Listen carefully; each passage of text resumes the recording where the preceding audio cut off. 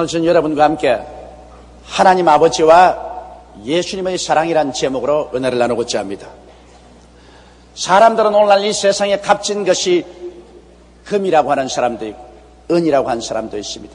혹은 다이아몬드라고 하는 사람들도 있고, 그렇지 않으면 정치적인 권력이나 지위나 명예나 세상의 부라고 하는 사람들도 있습니다. 그러나 이 세상에 사람이 값으로 쳐서 계산할 수 없는 가장 귀한 것이 있습니다. 이것은 사랑입니다. 이 세상에 존재하는 모든 것, 즉 인간과 동식물 및 무생물까지라도 사랑을 하면 변화가 되고 사랑을 하면 빛을 냅니다. 그러나 사랑이 사라지면 금이나 은이나 부석이나 지위나 명예나 권세나 부귀가 아무런 의미가 없어져 버리고 마는 것입니다. 그렇기 때문에 이 세상에서 가장 귀한 것이 사랑입니다. 그런데 사랑은 주는 것입니다. 사람들은 생각하기를 사랑은 받는 것이라고 생각하는데 사랑은 주는 것입니다. 사랑을 주자면은 희생이 자르지 않고는 결코 줄 수 없습니다. 큰 사랑을 하려면 크게 희생을 해야 되고, 적은 사랑을 하려면 적게 희생을 해야 되는 것입니다. 희생이 따르지 않은 사랑은 그것은 거짓된 것이요, 위선이요, 진실한 사랑은 아닌 것입니다.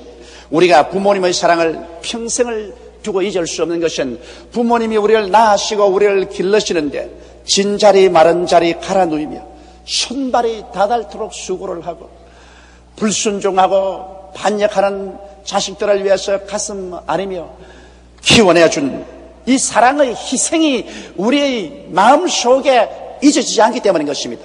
그것이 위선적인 사랑도 아니고 일시로 지어먹은 사랑도 아니고 충정에서 우러나온 희생적인 사랑을 베풀어 주셨기 때문에 부모님의 사랑은 두고 잊어지지 않은 사랑인 것입니다. 우리 주님께서는 사람이 그 친구를 위해서 목숨을 버리면 이에 더한 큰 사랑이 없다고 말하셨습니다. 왜냐하면 인간의 목숨이란 인간이 가지고 있는 가장 극치의 것인 것입니다. 이 최고의 가치를 사랑을 위해서 희생을 한다면 그 사랑은 진짜입니다. 그러므로 예수님께서는 바로 반역하는 인생들을 위해서 당신이 가지고 있는 최고의 가치인 생명을 십자가에 못 박아 대신 죽어주심으로 그리스도가 우리를 향해서 베풀어진 그 사랑은 이루 말로 형용할 수 없는 크나큰 사랑인 것입니다. 오늘 저는 여러분과 함께 하나님은 우리를 얼마나 사랑하셨는가, 이 일을 한번 생각해 보고자 하는 것입니다. 첫째로 우리 하나님의 사랑은 이 성경 말씀이 우리에게 가르쳐주고 계시는데 하나님의 성령이 계시해 주지 않으면 그 깊이와 높이와 넓이를 우리 인간의 상상으로는 감히 깨달을 수가 없습니다. 오늘 성경 말씀 에베소서 1장 3절로 4절에 보면 태가 쓴 사랑에 관해서 말씀하고 있습니다. 찬송하리로다. 하나님 곧 우리 주 예수 그리스도의 아버지께서 그리스도 안에서 하늘에 속한 모든 신령한 복으로 우리에게 복 주시되 곧 창세 전에 그리스도 안에서 우리를 태가사 우리로 사랑 안에서 그 앞에 거룩하고 흠이 없게 하시려고 하셨다는 것입니다. 사람들은 말하기를 나 같은 인생에 무슨 가치가 있는가, 나는 교육도 없고 재산도 없고 사람들이 별로 나를 중요하게 여기지 않는다고 그렇게 말할 사람이 있을는지 모르겠지만 하나님께서는 해와 달과 별들도 생겨나기 전 만유가 존재하기도 전에 이미 여러분을 택했었으니 아무 가치가 없는 존재라면 하나님이 그렇게 택해 줄 리가 있겠냐는 것입니다. 그렇기 때문에 하나님이 여러분 보실 때는 여러분을 무궁한 가치 있는 존재로 보고 있는 것입니다. 그러므로 하나님은 여러분과 나를 이처럼 그 놀라운 은총으로 택하여 주시니 이 택한 사랑이 얼마나 큽니까? 수많은 사람 중에서 나를 택해 주었다는 것, 이거 감격적이지 않습니까? 하나님께서는 그러므로 우리를 택했으므로 여러분과 내가 하나님을 믿는 것이 아니라 하나님이 우리를 붙들어 주시는 것입니다. 요한복음 15장 16절에 너희가 나를 택한 것이 아니요 내가 너희를 택하여 세웠다고 말씀하셨으며 빌립보서 3장 12절에 오직 내가 그리스도 예수에게 잡힌 바 된 그것을 잡으려고 쫓아가느라. 우리 예수 믿는 것 우리가 믿는 것 아닙니다. 하나님이 억천만급 전에 우리를 이미 그리스도 안에서 택해 주셔서 하나님이 잡아주시는데 하나님께 잡혀 놓았으니 이제 잡힌 것 더 잡아보려고 열심히 믿어보는 것입니다. 그리고 우리 하나님은 또한 여러분과 나를 미리 하나님의 자녀가 되도록 정해놓으신 것입니다. 에베소서 1장 5절 6절에 그 기쁘신 뜻대로 우리를 예정하사 예수 그리스도로 말미암아 자기의 아들들이 되게 하시니 이런 그의 사랑하시는 자 안에서 우리에게 그저 주시는 바 그 은혜의 영광을 찬미하게 하려 하십니다. 하나님께서는 해와 달과 별들이 생겨나기 영원한 전에 여러분을 이미 택하시고 난 다음에는 그러면 미리 정해놓으셨죠. 여러분 우연히 이렇게 예수 믿고 하나님 자녀가 된 것이 아닙니다. 하나님이 미리 정해놓고 여러분을 바라보고 기뻐하고 즐거워하고 계셨습니다. 하나님이 아무나 정한 것 아닙니다. 정한다는 것은 하나님이 택해놓고 난 다음에 하나님의 자녀가 되도록 정해놓고 그때가 오기를 하나님께서 기다리고 계신 것입니다. 하나님의 미리 정하심을 쫓아서 여러분과 내가 하나님의 자녀가 된 것이지, 하나님이 정하시도 않은데 내가 자원해서 하나님의 자녀가 되지는 아니하는 것입니다. 그리고 하나님께서는 우리를 정해놓으셨으면 아들이 되게 하시고, 아들은 무엇 때문에 아들 만듭니까?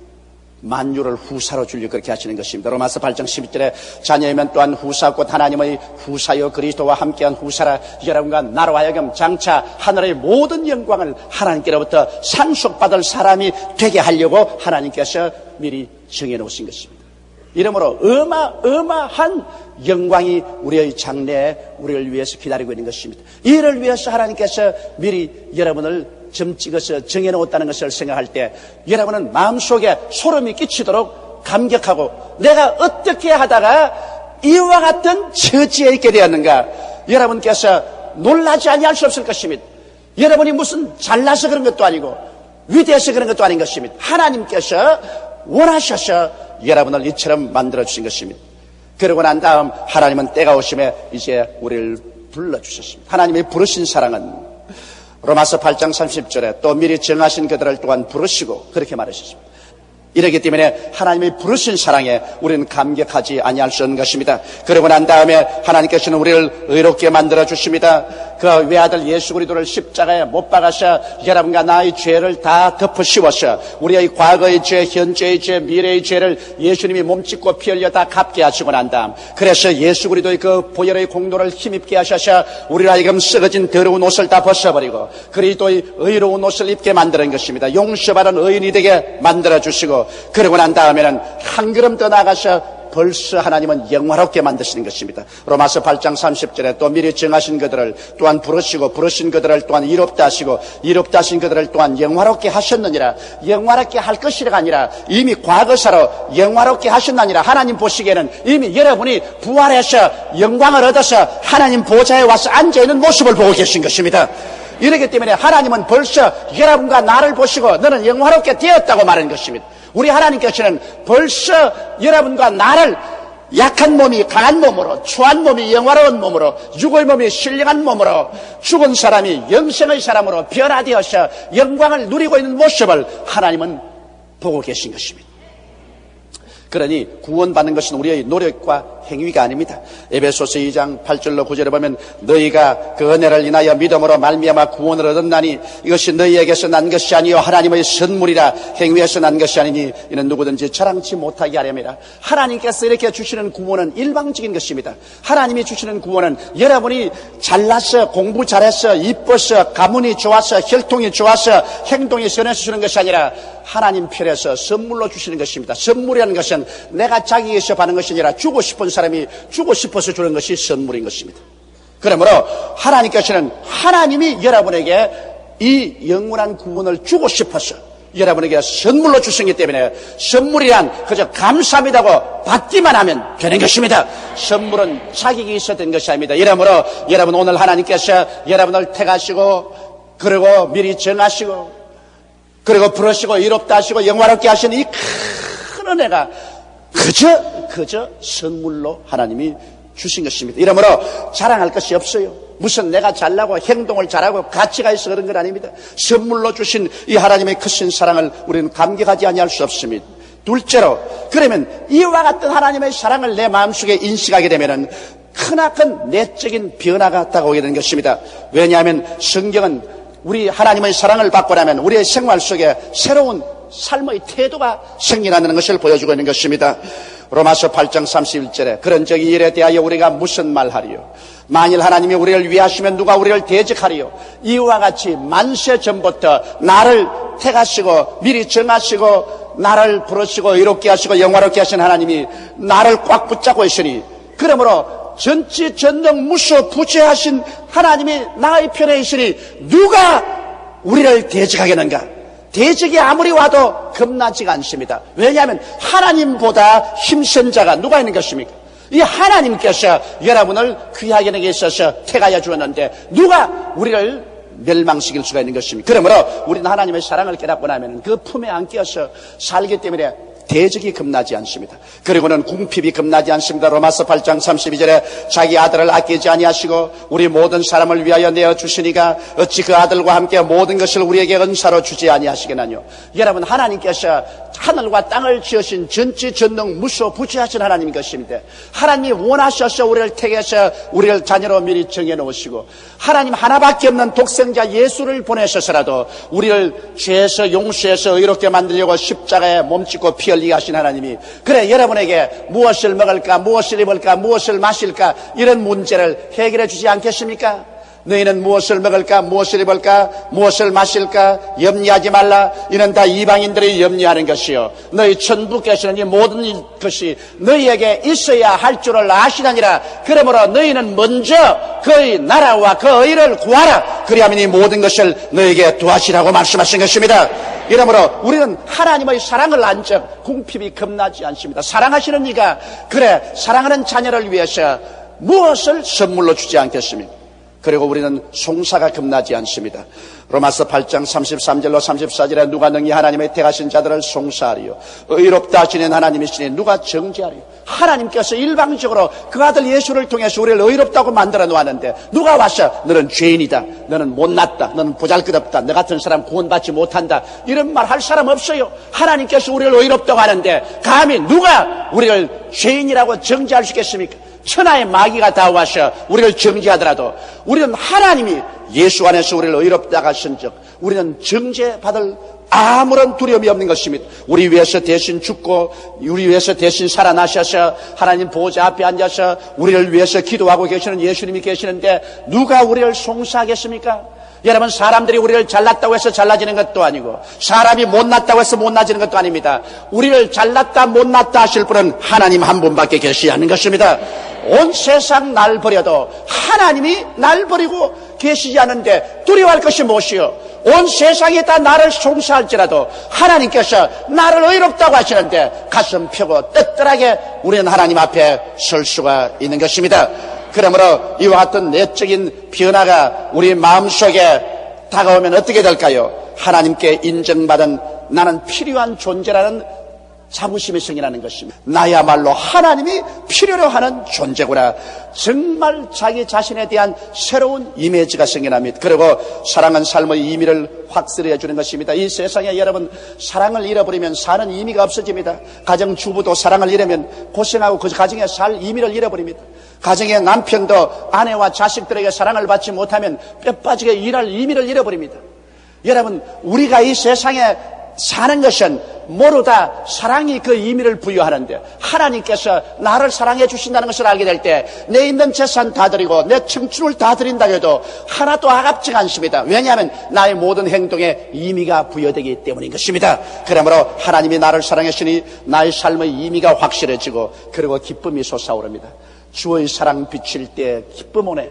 근심 걱정 물러가고 기쁨 오네라는 찬송처럼 사랑을 깨닫게 되면 기쁨이 옵니다. 이것은 이 세상에 미움이 오면 불행이 오지만은 사랑이 오면 큰 기쁨이 솟아오르는 것입니다. 사람이 마음에 기뻐지면 또 사랑 가운데 소망이 솟아오릅니다. 내가 사랑받고 있을 때 소망이 솟아오릅니다. 내일은 오늘보다, 다음 달은 금번달보다, 명년은 금년보다 더 잘 살아갈 것이라는 소망이 넘쳐납니다. 하나님의 사랑을 받을 때 영원한 영생에 대한 소망이 솟아오르는 것입니다. 그리고 사랑을 받을 때 자신이 생기는 것입니다. 미움을 받을 때 위축되지만은 사랑을 받으면 자신이 생기는 것입니다. 야, 나는 사랑받고 있다. 그러므로 두려울 것이 없다. 사랑을 받으면 힘이 생깁니다. 미움을 받을 때는 힘이 없지만은 사랑을 받을 때는 모든 일에 힘이 생기고 살아갈 용기가 넘쳐나게 되는 것입니다. 이러므로 여러분, 사랑을 우리가 인식하고 사랑을 받는다는 것, 이거 굉장히 중요한 것입니다. 십자가 밑에서 하나님의 이 택하신 사랑, 미리 정해주신 사랑, 불러주신 사랑, 그 아들을 통해서 우리 죄를 사시고 이롭게 해준 사랑, 우리를 천국의 영화로움을 이미 주신 그 사랑을 우리가 받아들이면 우리의 인생이 완전히 달라지게 된 것입니다. 세 번째로 사도 바울 선생은 이와 같은 사랑을 깨닫고 난 다음에 그런 선언을 했었습니다. 이 사랑의 선언입니다. 그는 말하기를 누가 우리의 그리스도의 사랑에서 끊으리요. 왜? 내가 먼저 하나님을 사랑했으면 모르겠거니와 하나님이 일방적으로 나를 먼저 사랑으로 붙잡아 주셨기 때문에 이제는 이 사랑을 끊을 수가 없는 것입니다. 인간이 하나님을 향한 사랑의 줄은 약하지만은 하나님이 우리를 향한 사랑의 줄은 전지전능한 사랑의 줄인 것입니다. 그 사랑의 줄을 무엇으로 끊을 수가 있습니까? 끊을 수가 없습니다. 그래서 바울 선생은 말하기를 자, 환난이여 와보라. 내가 사랑을 끊을 수가 있는가? 여러분, 환난과 환경의 풍파는 더욱 사랑에 가깝게 나아가는 것입니다. 서로 사랑하게 될 때 그 사랑을 회방하려고 환난이 다가오면 환난은 오히려 사랑의 불에 부채질을 해주는 것입니다. 사랑이 없을 때 환난이 그 사람을 멸망시키지, 사랑이 있을 때는 환난은 오히려 부채질을 해서 더 사랑을 뜨겁게 해주는 것입니다. 이러므로 바울은 말하기를 환난이여 와보라. 더욱 하나님의 사랑에 우리는 가깝게 가야 된다. 그 다음 공고에 와보라. 공고하고 괴로운 마음의 상태인 것입니다. 공고에 와보라. 공고는 마음의 고통이며 이는 마음의 고통이 오면 올수록 예수 그리스도의 사랑이 더욱 빛나게 되는 것입니다. 그래서 그리스도의 사랑을 더 갈급하게 되고 그 사랑 속에 더 깊이 들어가게 되는 것입니다. 마음의 공고가 다가와서 모든 사람 다 날 버리고 갈지라도 예수의 사랑이 나를 붙잡고 있으므로 그리스도의 사랑 속에 더 견고하게 서게 되는 것입니다. 자, 그러면 핍박이 와보라. 바울은 말합니다. 핍박이 오면 더욱 분발하게 되는 것입니다.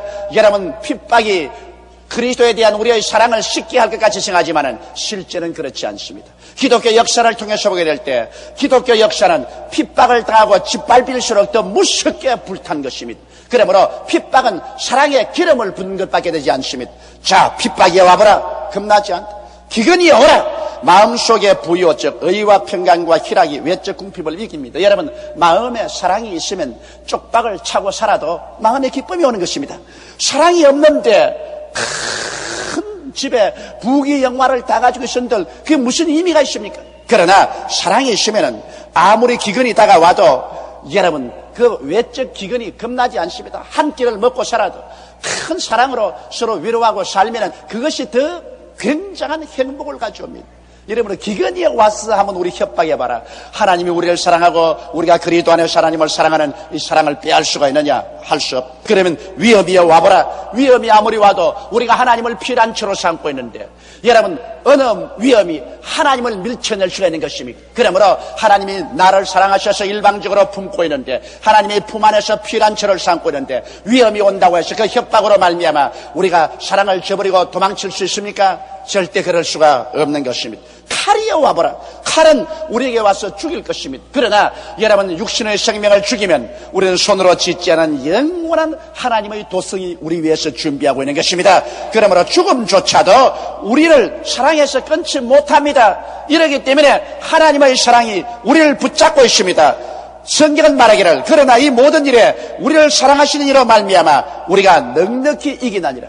우리가 하나님을 사랑한 것이 아니라 하나님이 우리를 사랑해 주셨기 때문에 이 하나님의 사랑의 줄에 우리가 붙잡기 때문에 하나님을 바라보고 있을 때 이 하나님의 사랑은 우리를 붙잡고 그 어떠한 환경에도 우리를 이기게 만들어 주신 것입니다. 하나님의 사랑은 환난도 뛰어넘고 공고도 뛰어넘으며 핍박도 뛰어넘고 기근도 뛰어넘으며 적신도 위험도 칼도 뛰어넘고 여러분과 나를 붙잡고 계시는 것입니다.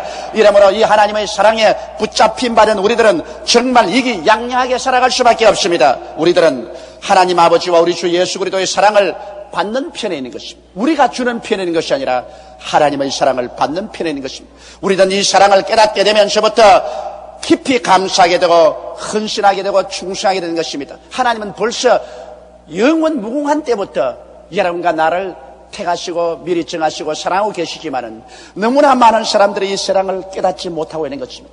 교회에 왔다 갔다 하면서 형식적이고 의식적이고 종교적이 된 이유는 이 하나님의 사랑을 깨닫지 못하고 있기 때문인 것입니다. 하나님의 사랑이 안 주어진 것이 아니라 주어지고 있는 이 하나님의 사랑을 우리가 눈에서 깨닫지 못하고 있기 때문에 뜨거운 사랑으로 하나님의 사랑에 우리가 반응하지 못하고 있는 것입니다. 사랑을 깨닫지 못하고 믿으려고 할 때 우리 신앙은 형식과 의식의 포로가 되고 신앙생활의 즐거움보다는 고통스러워지고 거추장스럽게 되는 것입니다. 마음에 사랑이 들어오면 그 사랑은 우리에게 피곤한 것을 모르게 하는 것입니다. 낙심할 줄 모르게 하는 것입니다. 고통을 고통으로 생각하지 않게 만들어주는 것입니다. 마음에 사랑이 들어오면 그 사랑은 그 무슨 희생이라도 지불하고 기쁘게 전진하게 나가게 해주는 것입니다. 사랑하는 성도 여러분, 여러분과 내가 오늘날 예수를 믿고 교회에 와서 예배를 드리고 있다는 것이 우연한 일이라고 절대 생각하지 마십시오. 이것은 결코 우연한 일이 아닌 것입니다.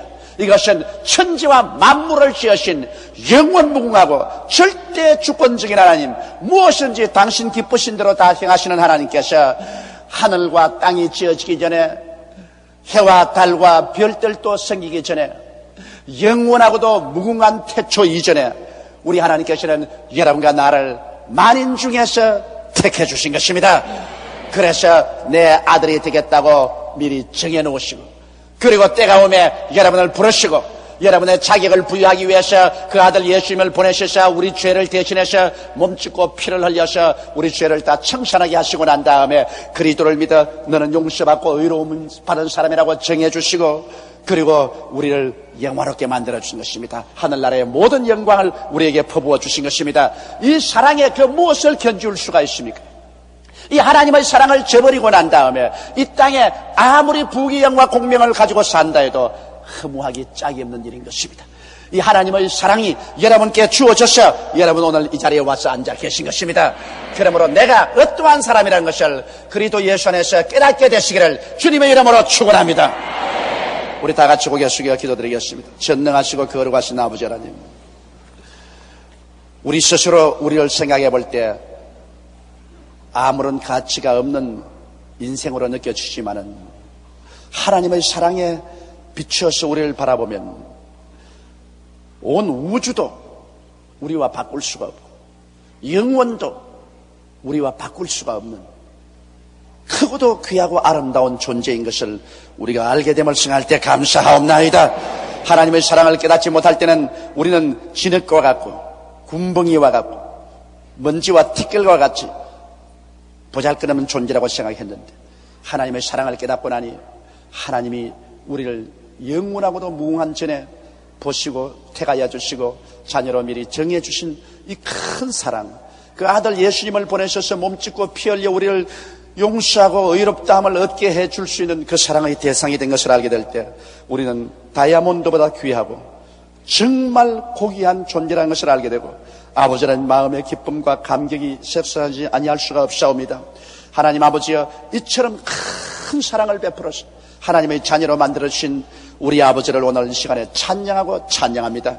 내 아버지 하나님이시여, 그러나 예수 안에 들어와서 하나님의 사랑을 받게 되면 이 모든 것이 다 사라지고 가장 큰 영광이 우리 생애 속에 다가오는 것을 알게 하여 주옵소서. 우리 주 예수님 이름으로 기도드리옵나이다. 아멘.